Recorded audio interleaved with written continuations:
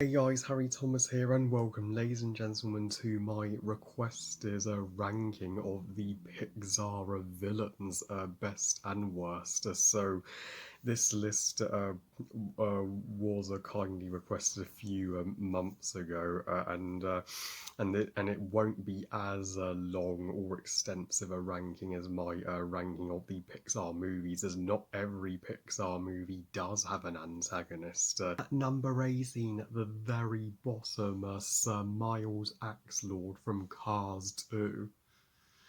Just like Cars 2 is the worst Pixar movie, it also features Pixar's weakest villain to date. His design is nothing. Pixar did not give a damn to make him look more villainous than the other cars. They just made him look like, one of the generic bystander cars in the background that you see in these movies. And he has the worst and most pathetic and cliched villain motivation I have ever seen in a Pixar movie, to turn the world against the oil to make money. He literally has the exact same motivation as the movie, to make money and sell multiple Cars toys. At number 17, Jackson Storm. Yeah, the Cars movies do tend to have the most forgettable of Pixar baddies, but Jackson Storm, I will give him this. He does provide a more of a threat for our heroes than Miles Axel Lord. As at least he is the car that was such a challenge for Lightning. Lightning literally crashed and burnt up and needed some major upgrades and training if he had any chance of beating him. Uh, but uh, but in the final race, he's just literally Chick Hicks all over again. There is little to nothing to him, and Cruz Ramirez beats him way too easily. Number 16, also from Wally. Yeah, as much as people love Wally, they always admit it does have a lack of a great villain. And as for also, think of the bland animated version of HAL 9000 from 2001: A Space Odyssey, and also would be it. So he is 9,000 times a more uninteresting villain than HAL is.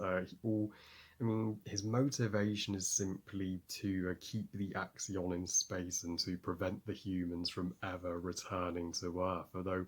Though he does have a decent fight scene with the captain, and he does almost crush Wally at the end. That's all the villainous stuff that he does, and in fact, he's not uh, that evil at all, because he's only following, the ship's orders and what he was programmed to do. So, does that really make him intentionally the villain? At number 15, Chick Hicks are by far the best villain of the Cars trilogy, but as you can tell, that ain't saying much. He is still incredibly low on the list, as he is just, of course, the cliched, rival racer who is jealous of the protagonists, and will stop at nothing and even go as far as crashing fellow racers to get the Piston Cup.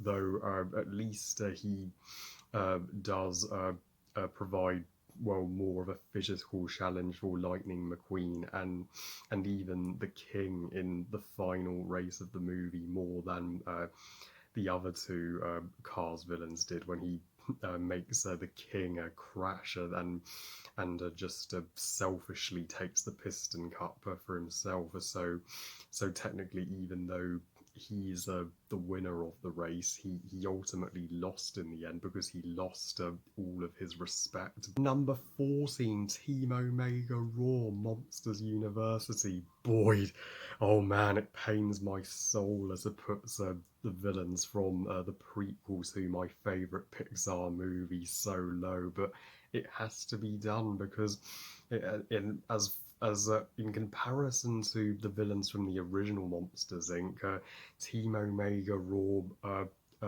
totally fall short. So they are the most simplistic and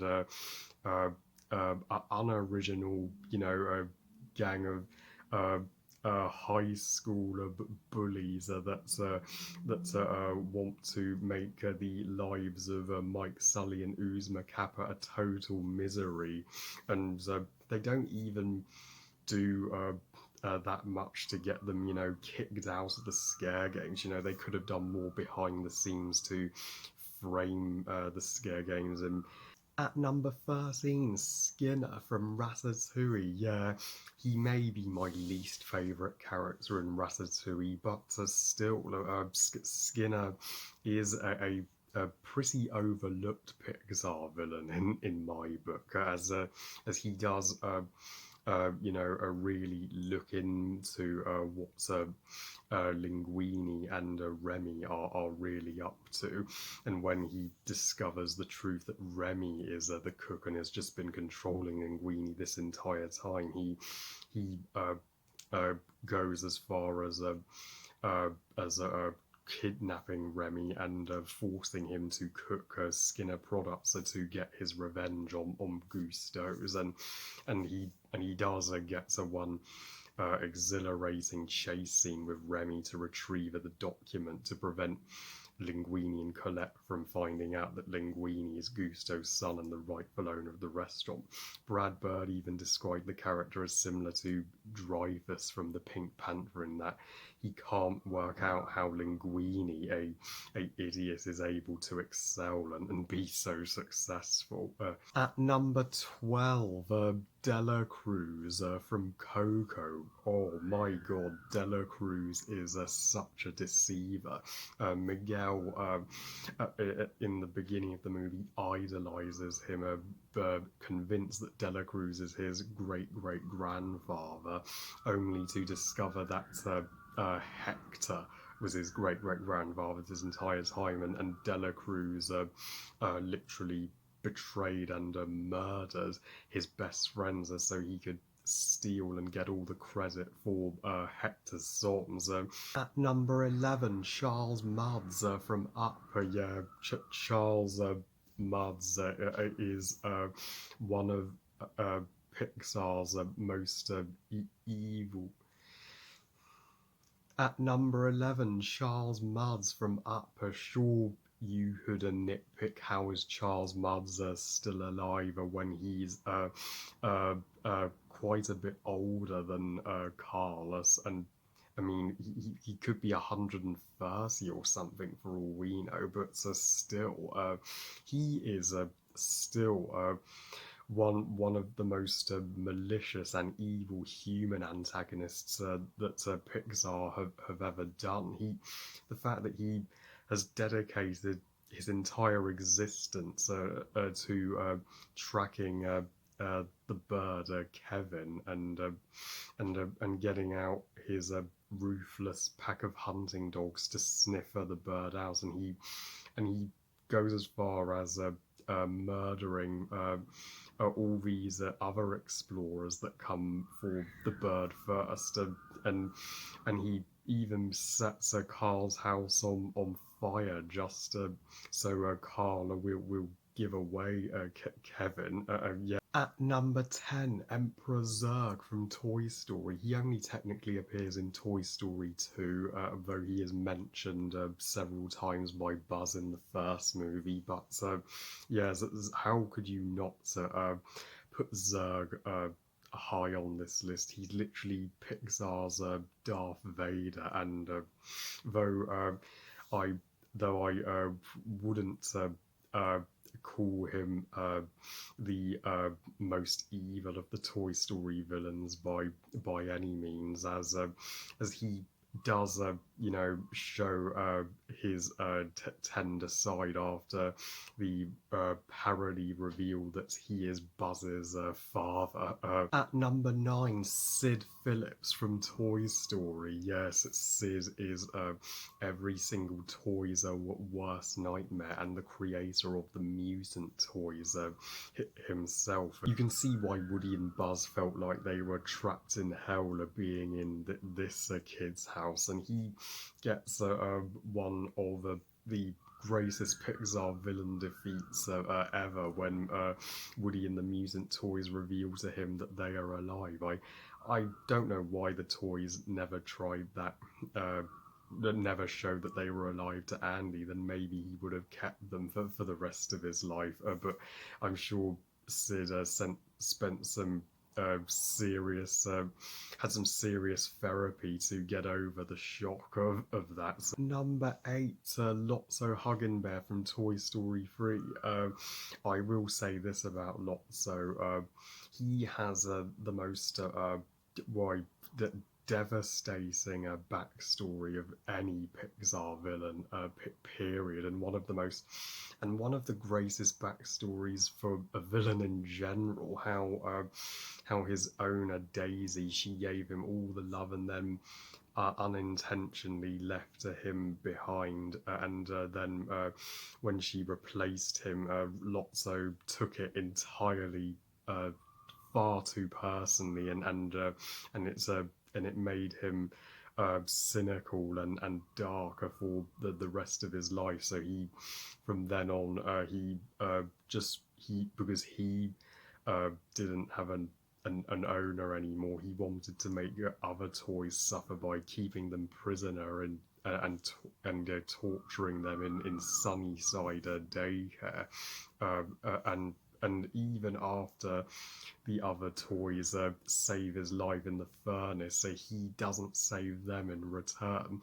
Okay, Lotso, I gave you so many chances, but it was just going too far. At number 7, Stinky Pete from Toy Story 2, my personal favourite Toy Story villain, because he is the far less obvious villain of the lot, but once he is revealed to be the villain, I mean, the fact that he wants to force and manipulate Woody to go to Japan away from his real home with Andy and the other toys. I mean, he just has no heart or soul. He does the most horrible and indefensible things when he frames poor Jessie for turning on the TV when Woody was attempting to get his arm back. He purposely locks the air vents and punches Buzz and threatens to chop Woody into pieces unless he gets into the box to Japan.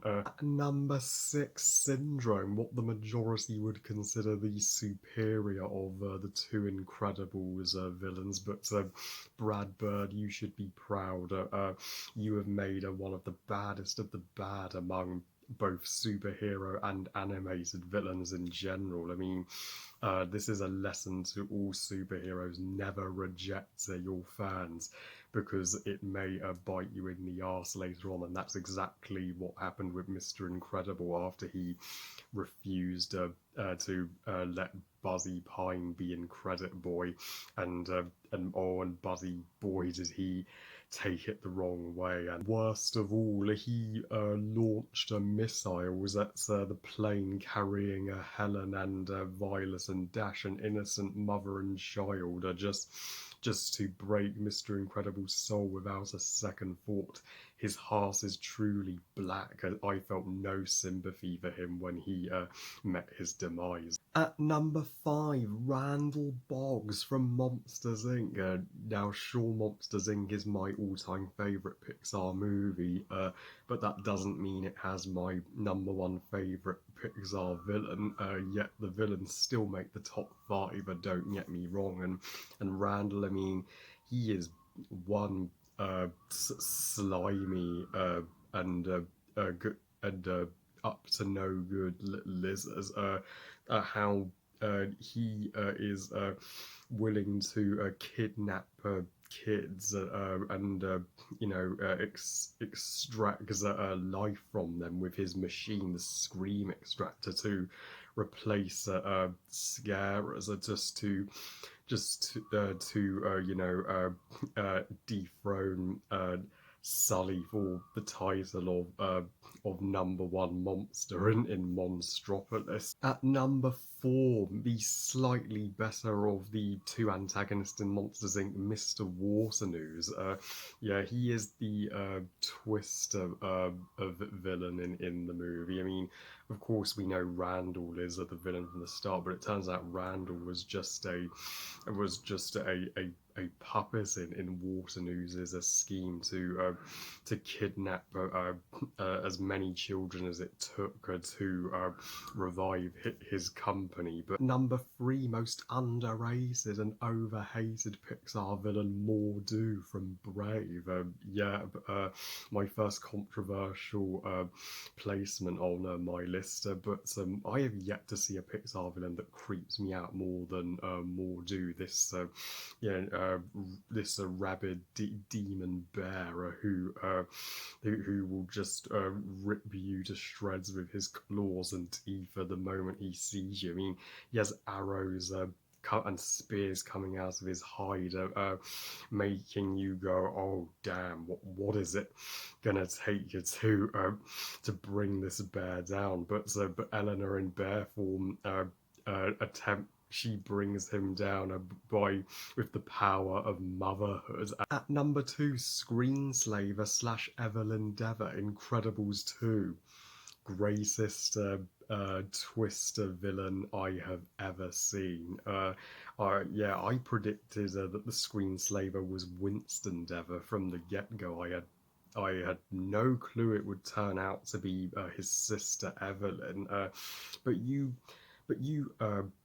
totally see where she's coming from after the loss of her parents. So you can see why she blames superheroes for being unable to come to her parents' aid. If only her parents had picked the safe room, they may have lived. But even though she didn't realize that superheroes had been banned, so there was nothing they could do about it. But she builds a trust with Elastigirl and gets a pizza guy to put on the Screenslaver suit to have a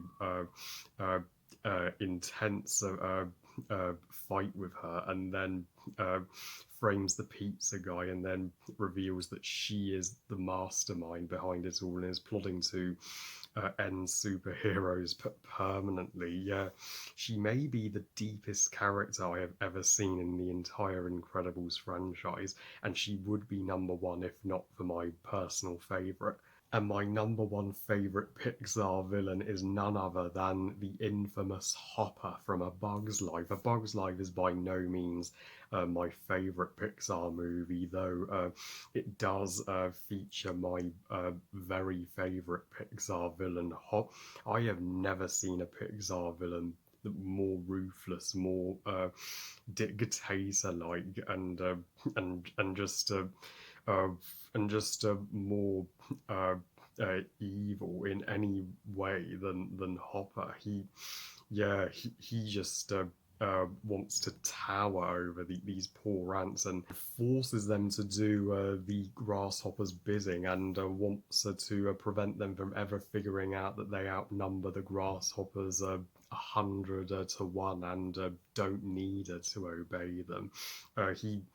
He plans to squish the Queen, has a Flicker beaten up and almost kills Flicker for thwarting his plan, and even wishes he could kill his own brother, Molt. So he only doesn't because he promised to his mother he wouldn't. And he gets the most horrific Pixar villain death period when the mother bird gives him to her chicks and they rip him limb from limb. So I am proud to call Hopper the #1 best Pixar villain. Well, I love you guys. Thank you for watching. I hope you guys enjoyed this ranking. And what's your ranking of the Pixar villains? Please comment and let me know. Please like this video and subscribe. Please follow on Twitter and on Instagram. And I'll see you next time when I review The Wizard of Oz, Who Framed Roger Rabbit, and Dawn of the Planet of the Apes. And remember, movies are us. Bye, guys.